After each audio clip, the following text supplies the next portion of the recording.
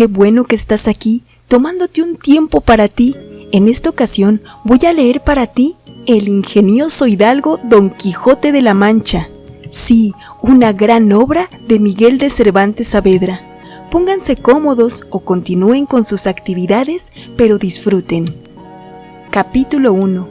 que trata de la condición y ejercicio del famoso hidalgo Don Quijote de la Mancha. En un lugar de la Mancha, de cuyo nombre no quiero acordarme, no ha mucho tiempo que vivía un hidalgo de los de lanza en astillero, adarga antigua, rocín flaco y galgo corredor, una olla de algo más vaca que carnero, salpicón las más noches, duelos y quebrantos los sábados, lantejas los viernes, algún palomino de añadidura los domingos. Consumían las 3 partes de su hacienda. El resto de ella concluían sayo de balarte, calzas de velludo para las fiestas, con sus pantuflos de lo mesmo, y los días de entre semana se honraba con su vellorí de lo más fino. Tenía en su casa una ama que pasaba de los 40, y una sobrina que no llegaba a los 20, y un mozo de campo y plaza que así ensillaba el rocín como tomaba la podadera. Frisaba la edad de nuestro hidalgo con los 50 años, era de complexión recia, seco de carnes, enjuto de rostro, gran madrugador y amigo de la casa. Quieren decir que tenía el sobrenombre de Quijada o Quesada, que en esto hay alguna diferencia en los autores que de este caso escriben, aunque por conjeturas verosímiles se deja entender que se llama Quijana, pero esto importa poco a nuestro cuento. Basta que en la narración de él no se salgan un punto de la verdad. Es pues de saber que este sobredicho hidalgo, los ratos que estaba ocioso, que eran los más del año, se daba a leer libros de caballerías, con tanta afición y gusto que olvidó casi de todo punto el ejercicio de la casa y aún la administración de su hacienda, y llegó a tanto su curiosidad y desatino en esto, que vendió muchas hanegas de tierra de sembradura para comprar libros de caballerías en que leer,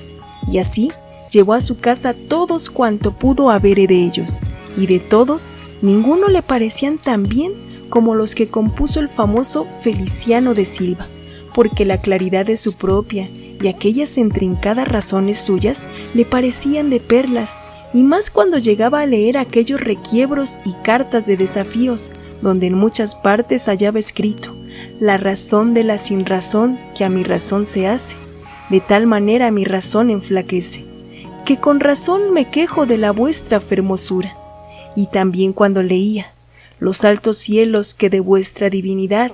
divinamente con las estrellas os fornifican, y os hacen merecedora del merecimiento que merece la vuestra grandeza. Con estas razones perdí el pobre caballero el juicio, y desvelábase por entenderlas y desentrañarles el sentido, que no se lo sacara ni de las entendiera el mesmo Aristóteles. Si resucitara para solo ello, no estaba muy bien con las heridas de don Belinais, daba y recibía, porque se imaginaba que por grandes maestros que le hubiesen curado, no dejaría de tener el rostro y todo el cuerpo lleno de cicatrices y señales. Pero, con todo, alababa en su autor aquel acabar su libro con la promesa de aquella inacabable aventura, y muchas veces le vino deseo de tomar la pluma y darle fin a pie de la letra, como allí se promete, y sin duda alguna lo hiciera, y aún saliera con ello, si otros mayores y continuos pensamientos no se lo estorbaran. Tuvo muchas veces competencia con el cura de su lugar, que era hombre docto graduado en Sigüenza, sobre cual había sido mejor caballero, Palmerín de Inglaterra o Amadís de Gaula. Mas maese Nicolás, barbero del mismo pueblo, decía que ninguno llegaba al caballero del Febo, y que si alguno se le podía comparar era don Galaor, hermano de Amadís de Gaula, porque tenía muy acomodada condición para todo, que no era caballero melindroso ni tan llorón como su hermano, y que en lo de la valentía no le iba en zaga. En resolución, él se enfrascó tanto en su lectura que se le pasaban las noches leyendo de claro en claro y los días de turbio en turbio, y así, del poco dormir, y de mucho leer se le secó el cerebro de manera que vino a perder el juicio. Llenósele la fantasía de todo aquello que leía en los libros, así de encantamientos como de pendencias, batallas, desafíos, heridas, requiebros, amores, tormentas y disparates imposibles, y asentósele de tal modo en la imaginación que era verdad toda aquella máquina de aquellas soñadas invenciones que leía, que para él no había otra historia más cierta en el mundo. Decía él que el Cid Ruy Díaz había sido muy buen caballero, pero que no tenía que ver con el caballero de la ardiente España, que de solo un revés había partido por medio 2 fieros y descomunales gigantes. Mejor estaba con Bernardo del Carpio, porque en Roncesvalles había muerto a Roldán el Encantado,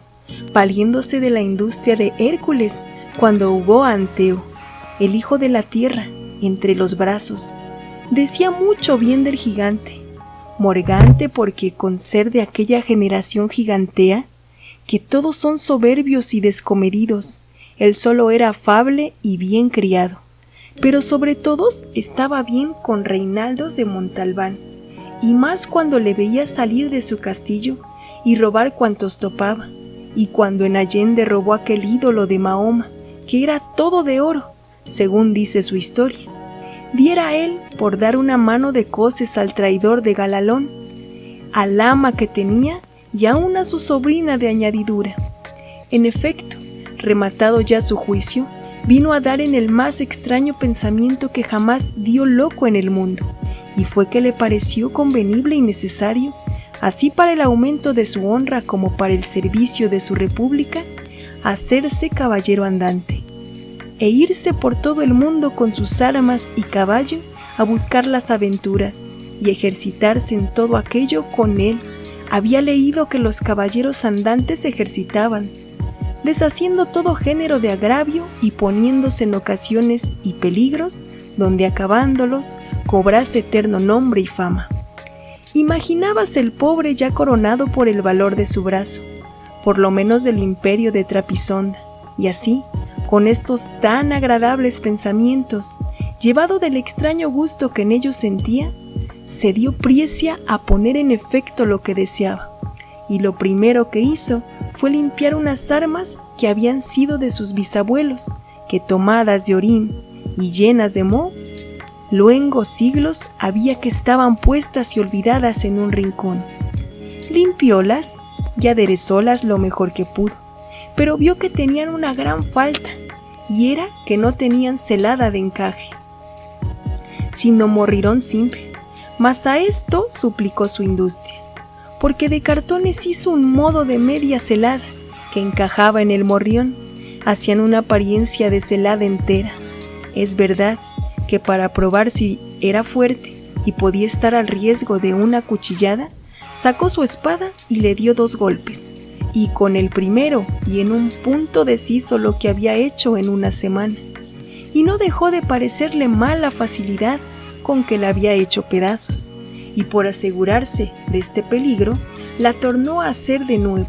poniéndole unas barras de hierro por de dentro, de tal manera que él quedó satisfecho de su fortaleza, y sin querer hacer nueva experiencia de ella, la diputó y tuvo por celada finísima de encaje. Fue luego a ver a su Rocín, y aunque tenía más cuartos que un real y más tachas que el caballo de Gonela, que tantum pelicet osa fuit,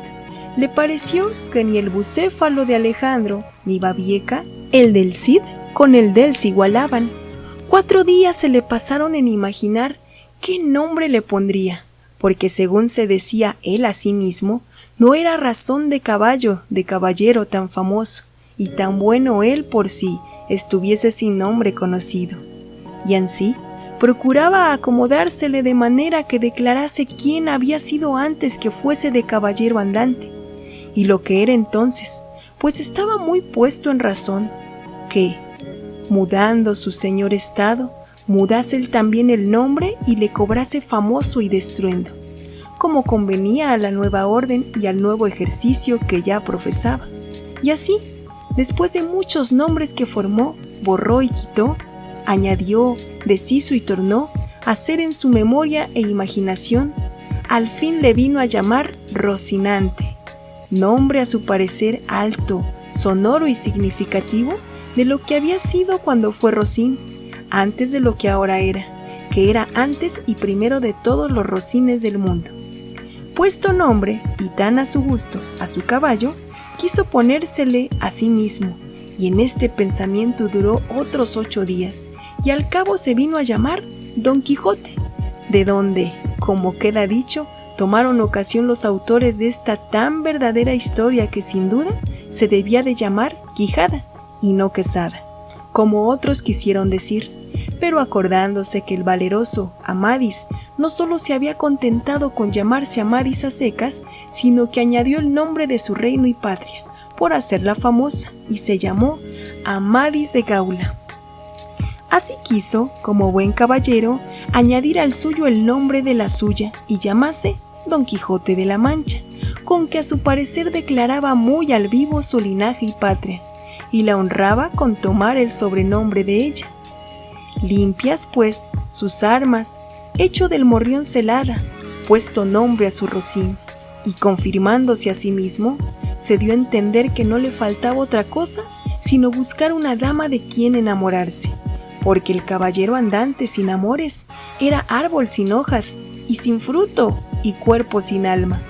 Decíase él, si yo,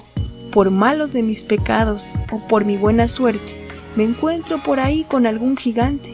como de ordinario les acontece a los caballeros andantes, y le derribo de un encuentro, o le parto por mitad del cuerpo, o finalmente le venzo y le rindo,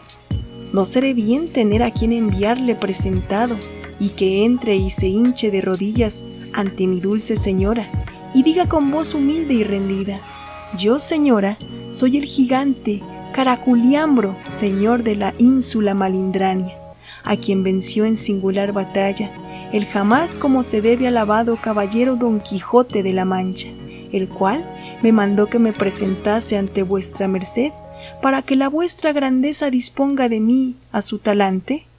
Oh, cómo se holgó nuestro buen caballero cuando hubo hecho este discurso, y más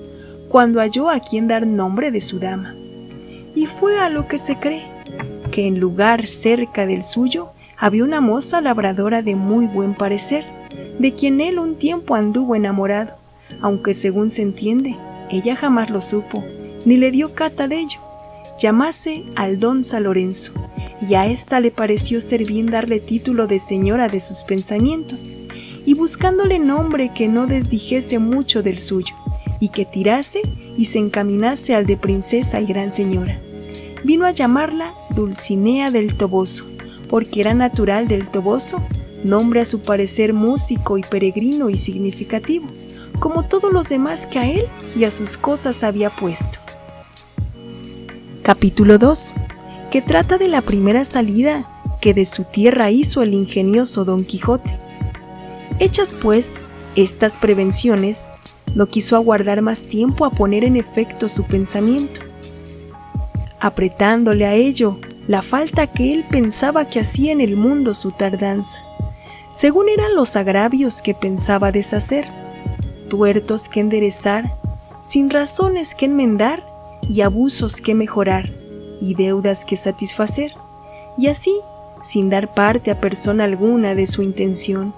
y sin que nadie le viese, una mañana antes del día, que era uno de los calurosos del mes de julio, se armó de todas sus armas,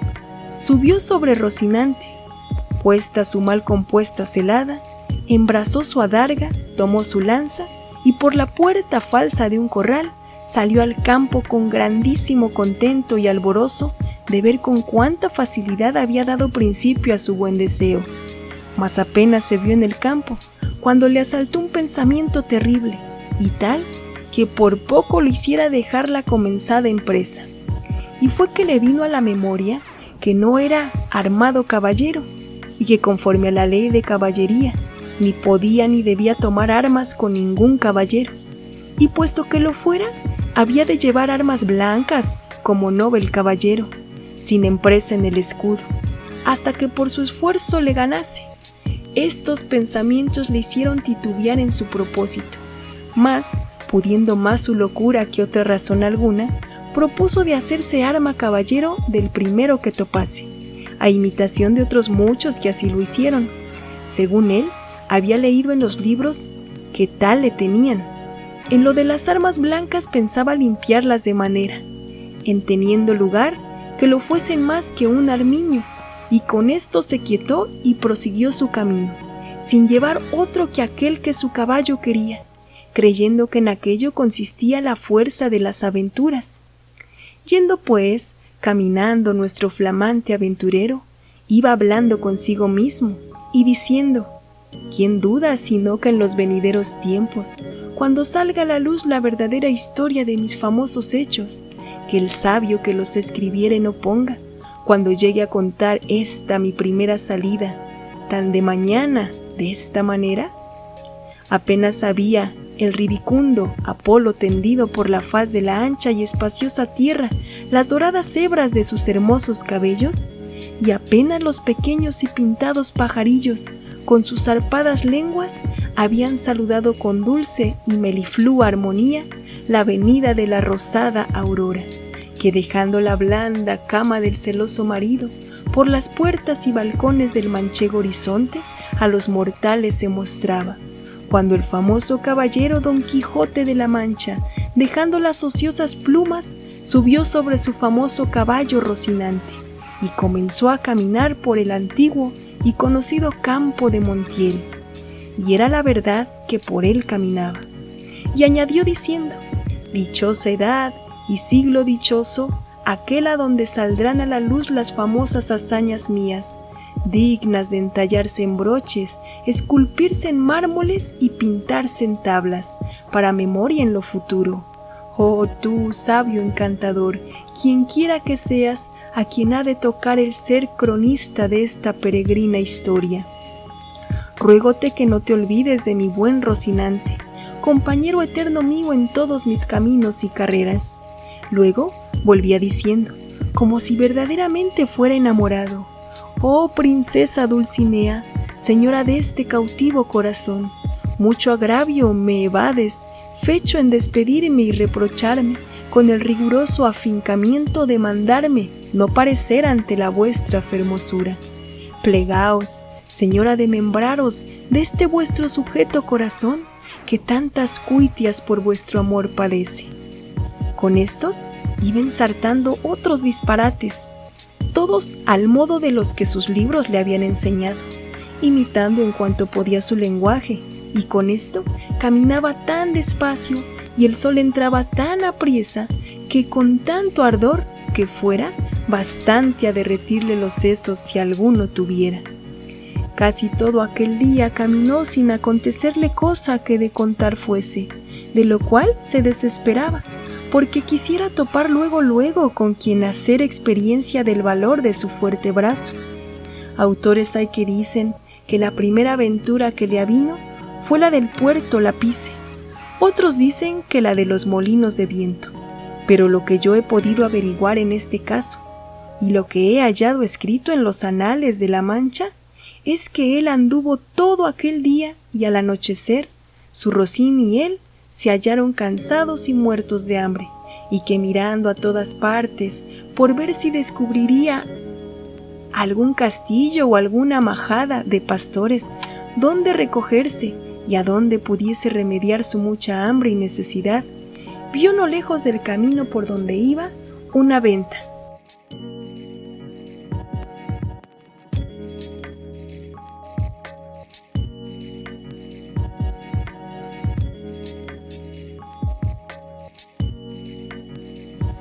Que fue como si viera una estrella que, no a los portales, sino a los alcazares de su redención, le encaminaba. Dióse prisa a caminar y llegó a ella a tiempo que anochecía. Estaban acaso a la puerta dos mujeres mozas, de estas que llaman del partido, las cuales iban a Sevilla con unos arrieros que en la venta aquella noche acertaron a hacer jornada, y como nuestro aventurero, todo cuanto pensaba, veía o imaginaba, le parecía ser hecho y pasar al modo de lo que había leído. Luego que vio la venta se le presentó que era un castillo con sus 4 torres y chapiteles de luciente plata, sin faltarle su puente levadiza y honda cava, con todos aquellos adherentes que semejantes castillos se pintan. Fuese llegando a la venta que a él le parecía castillo, y a poco trecho de ella detuvo las riendas a Rocinante, esperando que algún enano se pusiese entre las almenas a dar señal con alguna trompeta de que llegaba caballero al castillo. Pero como vio que se tardaban y que Rocinante se daba prisa por llegar a la caballeriza, se llegó a la puerta de la venta y vio a las 2 distraídas mozas que allí estaban, que a él le parecieron 2 hermosas doncellas o 2 graciosas damas que delante de la puerta del castillo se estaban solazando. En esto sucedió acaso que un porquero que andaba recogiendo de unos rastrojos una manada de puercos, que sin perdón así se llaman, tocó un cuerno, a cuya señal ellos se recogen, y al instante se le representó a Don Quijote lo que deseaba, que era que algún enano hacía señal de su venida, y así, con extraño contento, llegó a la venta y a las damas, las cuales, como vieron venir un hombre de aquella suerte armado y con lanza adarga, llenas de miedo, se iban a entrar a la venta. Pero Don Quijote, coligiendo por su huida su miedo, alzándose la víscera de Papaleón y descubriendo su seco y polvoroso rostro, con gentil talante y voz reposada les dijo: «No fuyan las vuestras mercedes, ni teman desaguisando alguno. Cá la orden de caballería que profeso, non toca ni atañe facerle a ninguno, cuanto más a tan altas doncellas como vuestras presencias demuestran». Mirábanle las mozas y andaban con los ojos buscándole el rostro, que la mala víscera le encubría, mas como se oyeron llamar doncellas, cosa tan fuera de su profesión, no pudieron tener la risa, y fue de manera que Don Quijote vino a correrse y a decirles: «Bien, parece la mesura en las fermosas, y es mucha sandez, además la risa que de leve causa procede, pero no vos lo digo porque os acuitedes ni mostredes mal talante, que el mío non es de al que de serviros». El lenguaje no entendido de las señoras y el mal talle de nuestro caballero acrecentaba en ellas la risa y él el enojo, y pasara muy adelante si aquel punto no saliera en lo entero. Hombre, que por ser muy gordo era muy pacífico, el cual, viendo aquella figura contrahecha, armada de armas tan desiguales como eran la brida lanza, adarga y coselete, no estuvo en nada en acompañar a las doncellas en las muestras de su contento, mas en efecto, temiendo la máquina de tantos pertrechos, determinó de hablarle comediantemente y así le dijo: «Si vuestra merced, señor caballero, busca posada, amén del lecho, porque en esta venta no hay ninguno, todo lo demás se hallará en ella en mucha abundancia». Viendo Don Quijote la humildad del alcaide de la fortaleza, que tal le pareció a él el ventero, y la venta respondió: «Para mí, señor castellano, cualquiera cosa basta, porque mis arreos son las armas, mi descanso el pelear, etc». Pensó el huésped que el haberle llamado castellano había sido por haberle parecido de los sanos de Castilla, aunque él era andaluz y de los de la playa de Sanlúcar, no menos ladrón que caco, ni menos maleante que estudiante o paje, y así le respondió: «Según eso, las camas de vuestra merced serán duras peñas, y su dormir siempre velar, y siendo así, bien se puede apear, con seguridad de hallar en esta choza ocasión, y ocasiones para no dormir en todo un año, cuanto más en una noche». Y diciendo esto, fue a tener el estribo a Don Quijote, el cual se apeó con mucha dificultad y trabajo, como aquel que en todo aquel día no se había desayunado. Dijo luego al huésped que le tuviese mucho cuidado de su caballo, porque era la mejor pieza que comía pan en el mundo. Miróle el ventero, y no le pareció tan bueno como Don Quijote decía, ni aun la mitad, y acomodándole en la caballeriza, volvió a ver lo que su huésped mandaba, al cual estaban desarmando las doncellas, que ya se habían reconciliado con él, las cuales, aunque le habían quitado el peto y el espaldar, jamás supieron ni pudieron desencajarle la gola, ni quitarle la contrahecha celada, que traía atada con unas cintas verdes, y era menester cortarlas, por no poderse quitar los ñudos. Mas él no lo quiso consentir en ninguna manera, y así se quedó toda aquella noche con la celada puesta, que era la más graciosa y extraña figura que se pudiera pensar. Y al desarmarle, como él se imaginaba que aquellas traídas y llevadas que le desarmaban eran algunas principales señoras y damas de aquel castillo, les dijo con mucho donaire: nunca fuera caballero de damas tan bien servido como fuera Don Quijote, cuando de su aldea vino, doncellas curaban de él, princesas del su Rocino. Oh, Rocinante, que este es el nombre, señoras mías, de mi caballo, y Don Quijote de la Mancha el mío, que, puesto que no quisiera descubrirme, basta que las fazañas fechas en vuestro servicio y pro me descubrieran. La fuerza de acomodar al propósito presente este romance viejo de Lanzarote ha sido causa que sepáis mi nombre antes de toda razón, pero tiempo vendrá en que las vuestras señorías me manden y yo obedezca, y el valor de mi brazo descubre el deseo que tengo de serviros. Las mozas, que no estaban hechas a oír semejantes retóricas, no respondían palabra, solo le preguntaron si quería comer alguna cosa. Cualquiera llantaría yo, respondió Don Quijote, porque a lo que yo entiendo me haría mucho al caso. A dicha acertó ser viernes aquel día, y no había en toda la venta sino unas raciones de un pescado que en Castilla llaman abadejo, y en Andalucía bacalao, y en otras partes curadillo, y en otras truchuela. Preguntáronle si por ventura comería su merced truchuela, que no había otro pescado que darle de comer.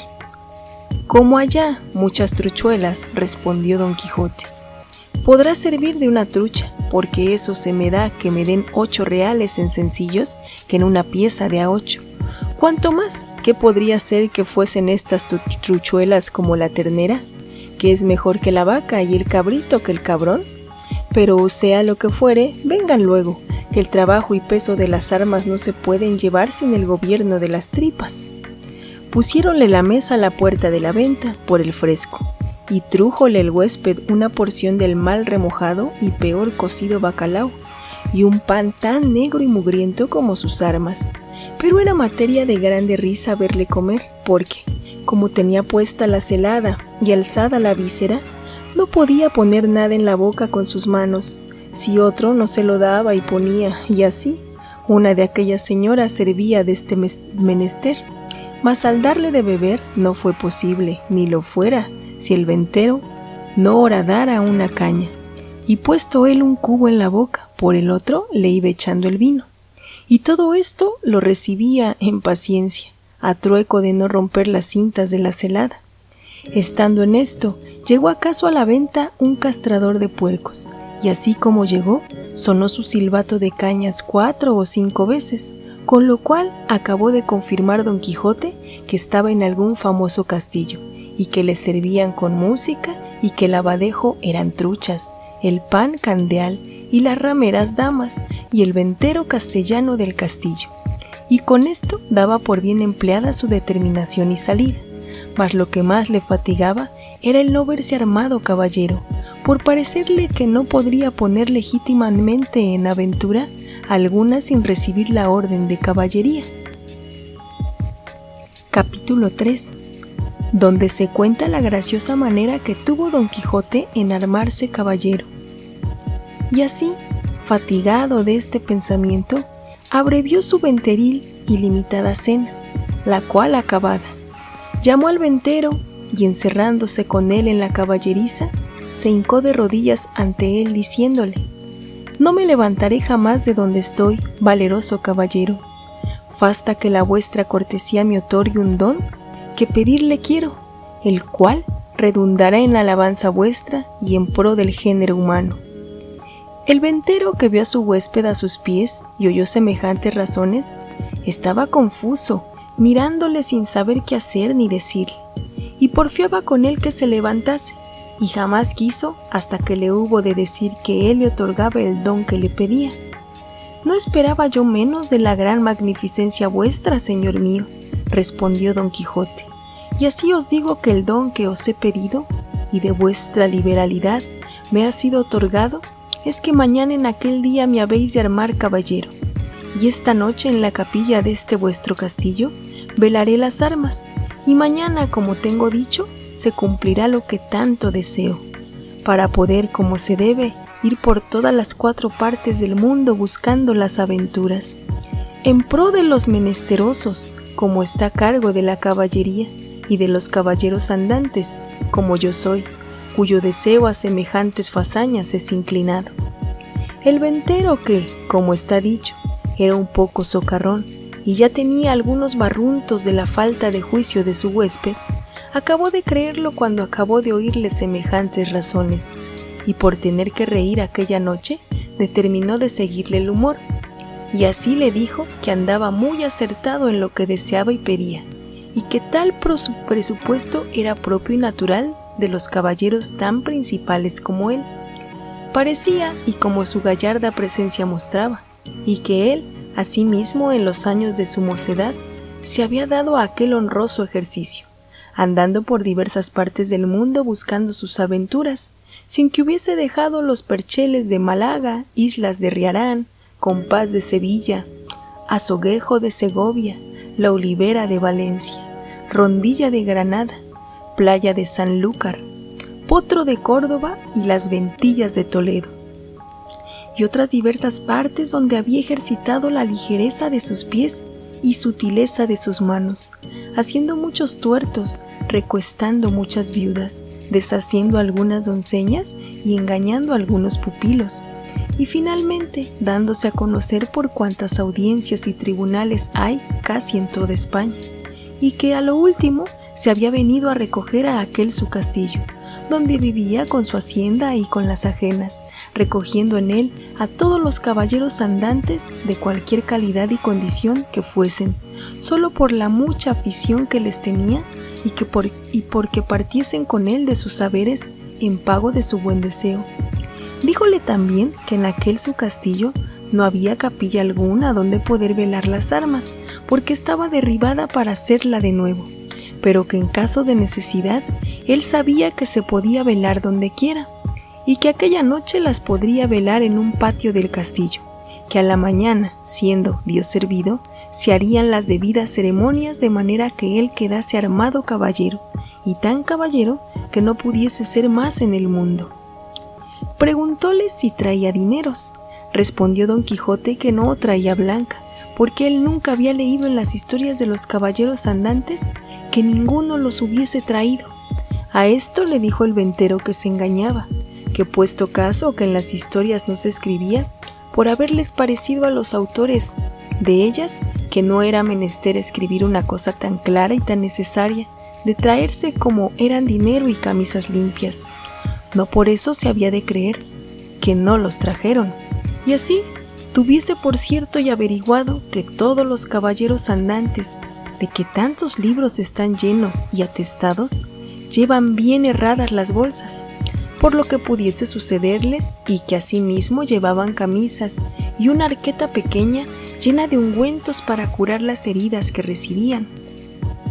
porque no todas las veces en los campos y desiertos donde se combatía y salían heridos, había quien los curase. Si ya no era que tenían algún sabio encantador por amigo, que luego los socorría, trayendo por el aire en alguna nube,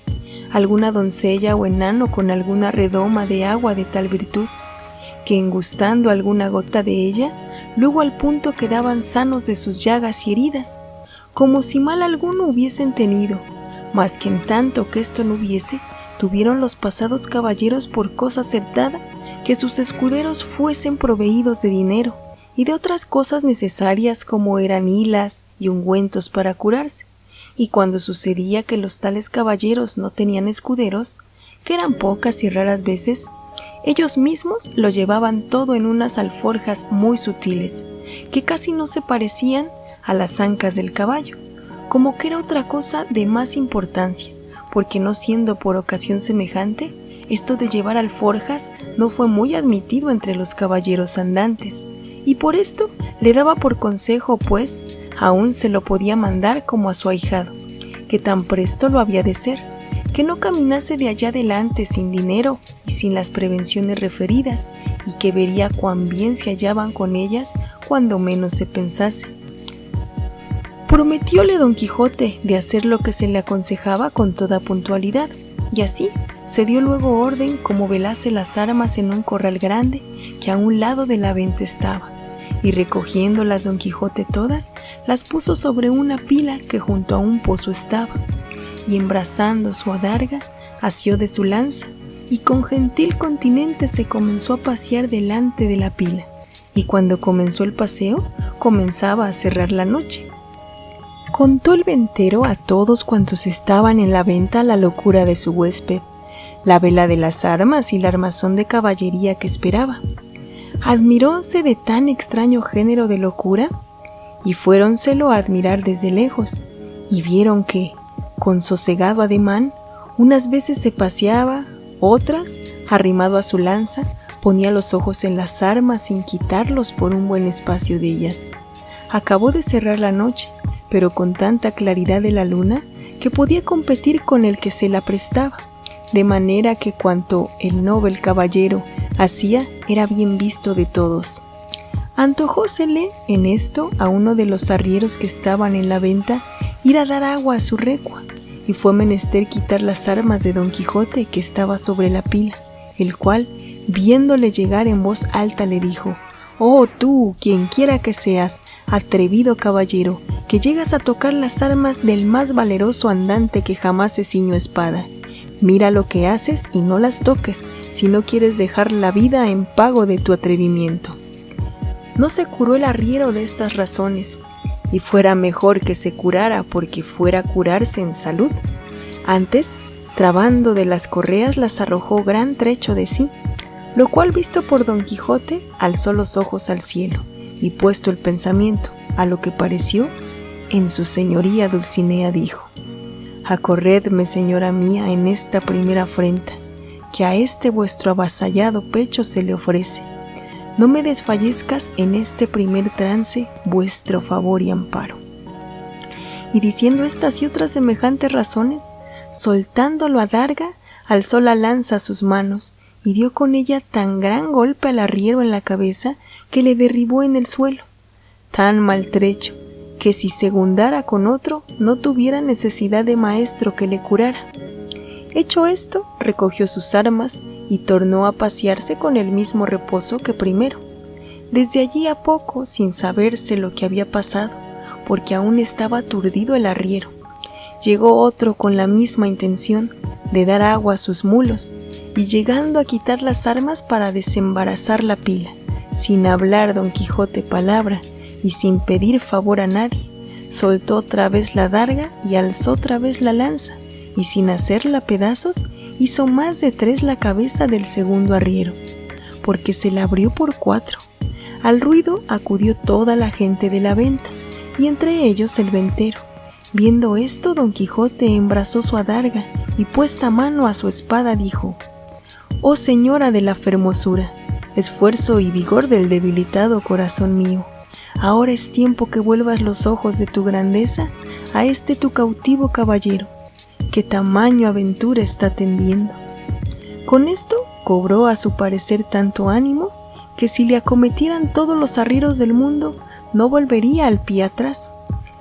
Los compañeros de los heridos, que tales los vieron, comenzaron desde lejos a llover piedras sobre Don Quijote, el cual, lo mejor que podía, se reparaba con su adarga, y no se osaba apartar de la pila, por no desamparar las armas. El ventero daba voces que le dejasen, porque ya les había dicho cómo era loco, y que por loco se libraría, aunque los matase a todos. También Don Quijote las daba mayores, llamándolos de alevosos y traidores, y que el señor del castillo era un follón y malnacido caballero, pues de tal manera consentía que se tratasen los andantes caballeros, y que si él hubiera recibido la orden de caballería, que él le diera a entender su alevosía. Pero de vosotros soez y baja canalla, no hago caso alguno. Tirad, llegad, venid y ofrecedme en cuanto pudiéredes, que vosotros veréis el pago que lleváis de vuestra sandez y demasía. Decía esto con tanto brío y denuedo que infundió un terrible temor en los que le acometían, y así, por esto, como por las persuasiones del ventero, le dejaron de tirar, y él dejó retirar a los heridos y tornó a la vela de sus armas, con la misma quietud y sosiego que primero. No le parecieron bien el ventero las burlas de su huésped, y determinó abreviar y darle la negra orden de caballería luego, antes que otra desgracia sucediese, y así, llegándose a él, se disculpó de la insolencia que aquella gente baja con él había usado, sin que él supiese cosa alguna, pero que bien castigados quedaban de su atrevimiento. Díjole, como ya le había dicho, que en aquel castillo no había capilla, y para lo que restaba de hacer tampoco era necesaria, que todo el toque de quedar armado caballero consistía en la pescozada y en el espaldarazo, según él tenía noticia del ceremonial de la orden, y que aquello en mitad de un campo se podía hacer, y que ya había cumplido con lo que tocaba al velar de las armas, que con solas 2 horas de vela se cumplía, cuanto más que él había estado más de 4. Todo se lo creyó Don Quijote, y dijo que él estaba allí pronto para obedecerle, y que concluyese con la mayor brevedad que pudiese, porque si fuese otra vez acometido y se viese armado caballero, no pensaba dejar persona viva en el castillo. A esto, aquellas que él le mandase, a quien por su respeto dejaría. Advertido y medroso de esto, el castellano trujo luego un libro donde asentaban la paja y cebada que daban a los arrieros, y con un cabo de vela que le traía un muchacho, y con las 2 ya dichas doncellas, se vino a donde Don Quijote estaba, al cual mandó hincar de rodillas, y leyendo en su manual, como que decía alguna devota oración, en mitad de la leyenda alzó la mano y dióle sobre el cuello un buen golpe, y tras él, con su misma espada, un gentil espaldarazo, siempre murmurando entre dientes como que rezaba. Hecho esto, mandó a una de aquellas damas que le ciñese la espada, la cual lo hizo con mucha desenvoltura y discreción, porque no fue menester poca, para no reventar de risa a cada punto de las ceremonias. Pero las proezas que ya habían visto del noble caballero les tenían la risa a raya. Al ceñirle la espalda dijo la buena señora: Dios haga a vuestra merced muy venturoso caballero y le dé ventura en lides. Don Quijote le preguntó cómo se llamaba, porque él supiese de allí adelante a quién quedaba obligado por la merced recibida, porque pensaba darle alguna parte de la honra que alcanzase por el valor de su brazo. Ella respondió con mucha humildad que se llamaba La Tolosa, y que era hija de un remendón natural de Toledo, que vivía a las tentillas de Sancho Bienaya, y que donde quiera que ella estuviese le serviría y le tendría por señor. Don Quijote le replicó que por su amor le hiciese merced que de allí adelante se pusiese don y se llamase Doña Tolosa. Ella se lo prometió, y la otra le calzó la espuela, con la cual le pasó casi el mismo coloquio con el que el de la espada. Preguntóle su nombre y dijo que se llamaba La Molinera, y que era hija de un honrado molinero de Antequera, a la cual también rogó Don Quijote que se pusiese don y se llamase Doña Molinera, ofreciéndole nuevos servicios y mercedes. Hechas pues de galope y aprisa las hasta allí nunca vistas ceremonias, no vio la hora Don Quijote de verse a caballo y salir buscando las aventuras, y ensillando luego a Rocinante subió en él, y abrazando a su huésped, le dijo cosas tan extrañas, agradeciéndole la merced de haberle armado. Caballero, que no es posible acertar a referirlas. El ventero, por verlas ya fuera de la venta, con no menos retóricas, aunque con más breves palabras, respondió a las suyas y sin pedirle la costa de la posada, le dejó ir a la buena hora.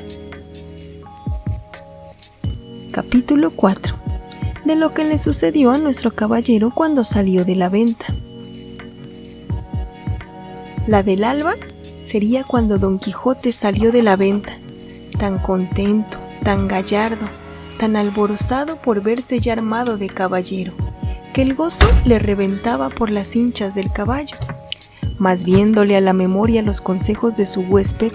cerca de las prevenciones tan necesarias que había de llevar consigo, especial la de los dineros y camisas, determinó volver a su casa y acomodarse de todo, y de un escudero, haciendo cuenta de recibir a un labrador vecino suyo, que era pobre y con hijos, pero muy a propósito para el oficio escuderil de la caballería. Con este pensamiento guió a Rocinante hacia su aldea,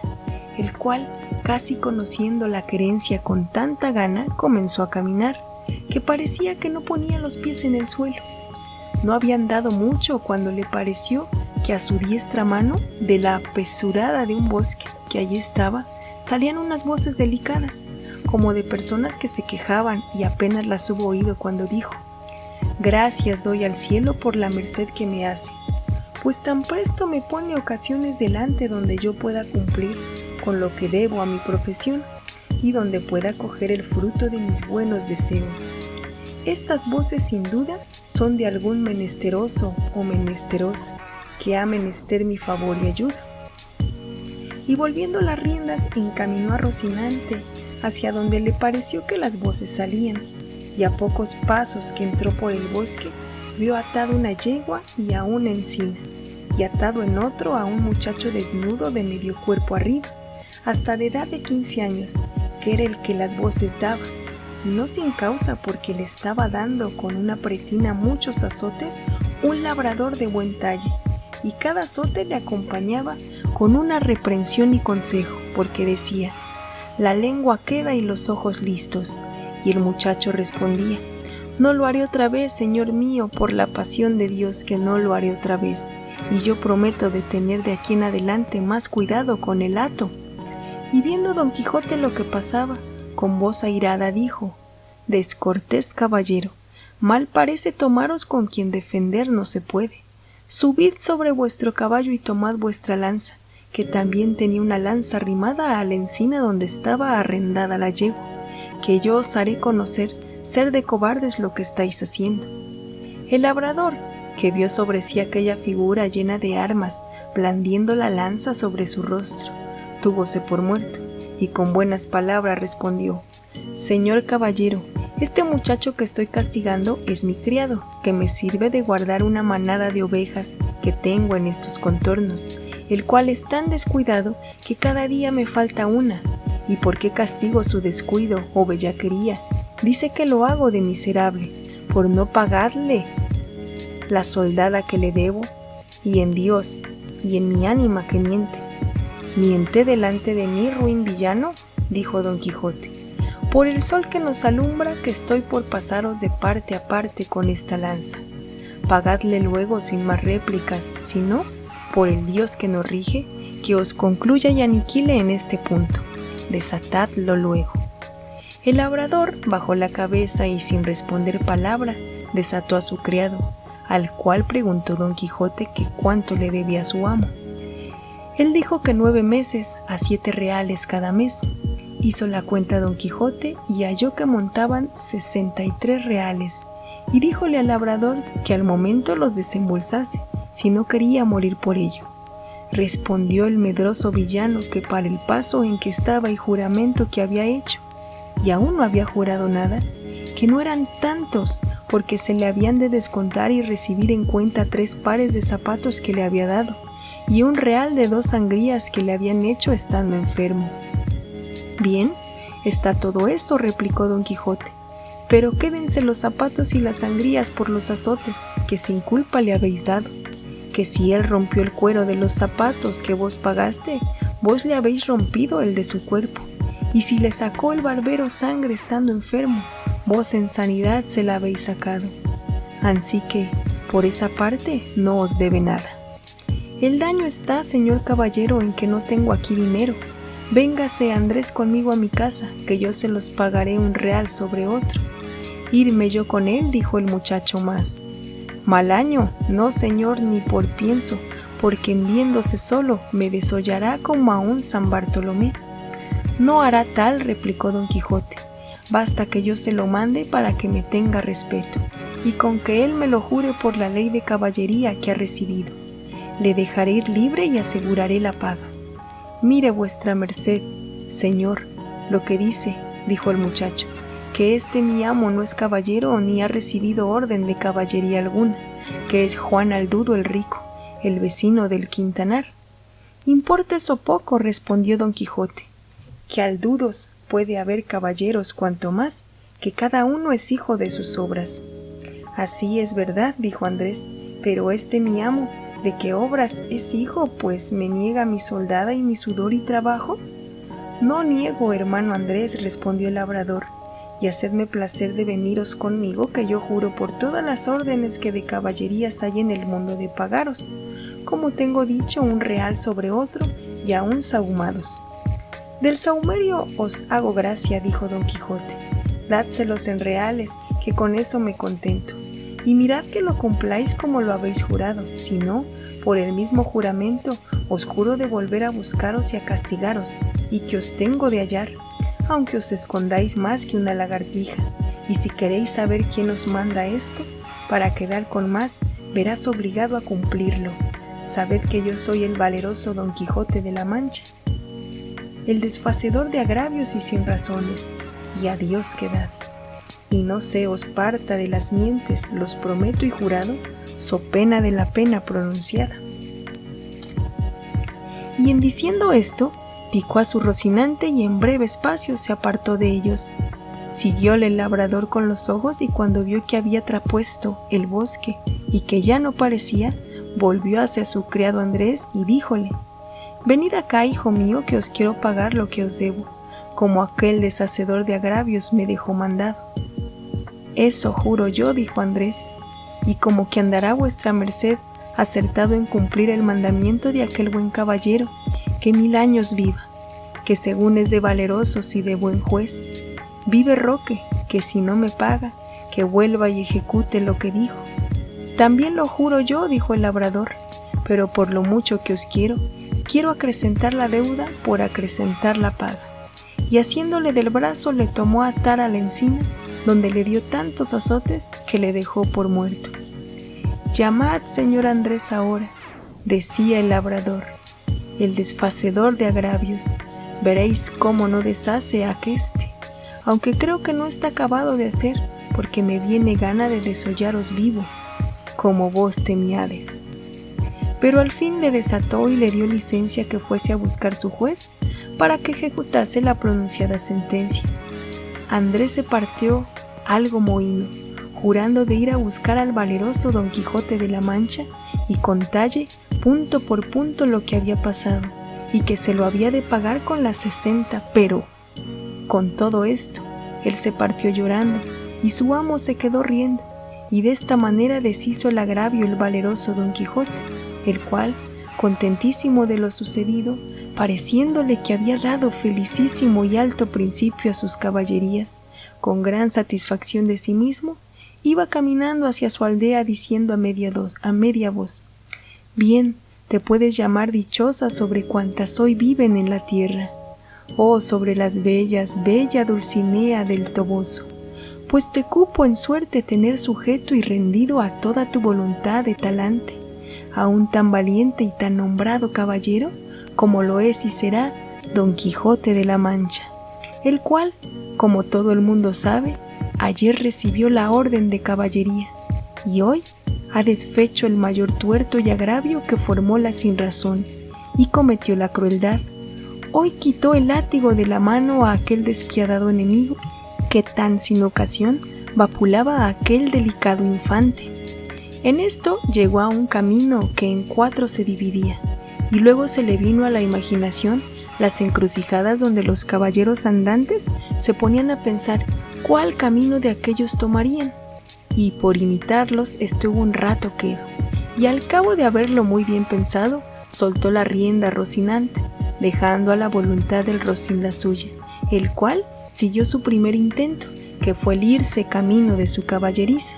y habiendo andado como 2 millas descubrió Don Quijote un grande tropel de gente, que como después se supo, eran unos mercaderes toledanos que iban a comprar seda a Murcia. Eran 6 y venían con sus quitasoles, con otros 4 criados a caballo y 3 mozos de mulas a pie. Apenas los divisó Don Quijote cuando se imaginó ser cosa de nueva aventura,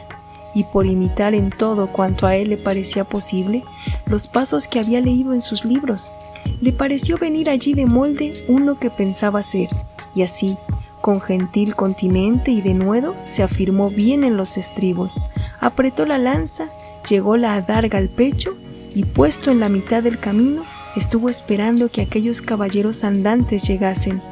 que ya él por tales los tenía y juzgaba. Y cuando llegaron a trecho que se pudieron ver y oír, levantó Don Quijote la voz y con ademán arrogante dijo: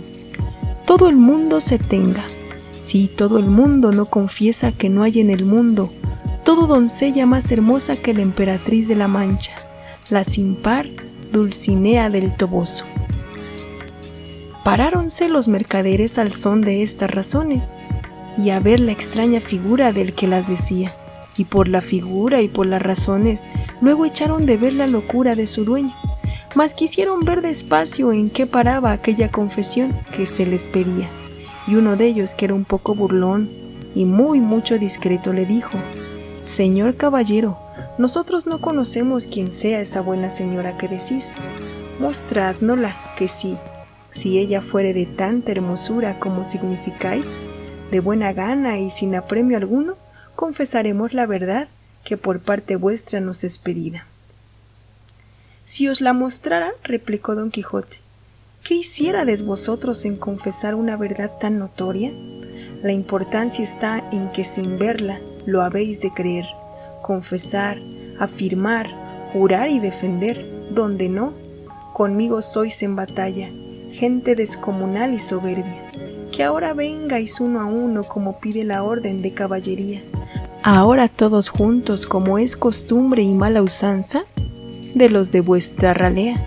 Aquí os aguardo y espero, confiado en la razón que de mi parte tengo». «Señor caballero», replicó el mercader, «suplico a vuestra merced en nombre de todos estos príncipes que aquí estamos, que, porque no encarguemos nuestras conciencias confesando una cosa por nosotros jamás vista ni oída, y más siendo tan en perjuicio de las emperatrices y reinas de la Alcarria y Extremadura, que vuestra merced se ha servido de mostrarnos algún retrato de esa señora, aunque sea tamaño como un grano de trigo, que por el hilo se sacará el ovillo, y quedaremos con esto satisfechos y seguros, y vuestra merced quedará contento y pagado, y aún creo que estamos ya tan de su parte que, aunque su retrato nos muestre que es tuerta de un ojo y que del otro le mana bermellón y piedra azufre, con todo eso, por complacer a vuestra merced, diremos en su favor todo lo que quisiere». «No le mana, canalla infame», respondió Don Quijote, encendido en cólera. «No le mana, digo, eso que decís, sino ámbar y algali entre algodones, y no es tuerta ni corcovada, sino más derecha que un huso de guadarrama, pero vosotros pagaréis la grande blasfemia que habéis dicho contra tamaña beldad, como es la de mi señora». Y en diciendo esto, arremetió con la lanza baja contra el que lo había dicho, con tanta furia y enojo, que si la buena suerte no hiciera que en la mitad del camino tropezara y cayera Rocinante, lo pasara mal el atrevido mercader. Cayó Rocinante y fue rodando su amo una buena pieza por el campo, y queriéndose levantar, jamás pudo. Tal embarazo le causaba la lanza adarga, espuelas y celada, con el peso de las antiguas armas, y entre tanto que pugnaba por levantarse y no podía, estaba diciendo: «Non fuyáis, gente cobarde, gente cautiva, atended, que no por culpa mía, sino de mi caballo, estoy aquí tendido». Un mozo de mulas de los que allí venían, que no debía de ser muy bien intencionado, oyendo decir al pobre caído tantas arrogancias, no lo pudo sufrir sin darle la respuesta en las costillas, y llegándose a él, tomó la lanza, y después de haberla hecho pedazos con uno de ellos, comenzó a dar a nuestro Don Quijote tantos palos que a despecho y pesar de sus armas le molió como cibera. Dábanle voces sus amos que no le diese tanto y que le dejase, pero estaba ya el mozo picado y no quiso dejar el juego hasta envidiar todo el resto de su cólera, y acudiendo por los demás trozos de la lanza, los acabó de deshacer sobre el miserable caído, que con toda aquella tempestad de palos que sobre él vía, no cerraba la boca, amenazando al cielo y a la tierra y a los malandrines que tal le parecían. Cansóse el mozo y los mercaderes siguieron su camino, llevando que contar con todo el que del pobre apaleado, el cual, después que se vio solo, tornó a probar si podía levantarse, pero si no lo pudo hacer cuando sano y bueno, ¿cómo lo haría molido y casi deshecho? Y aún se tenía por dichoso, pareciéndole que aquella era propia desgracia de caballeros andantes y toda la atribuía a la falta de su caballo, y no era posible levantarse según tenía abrumado todo el cuerpo.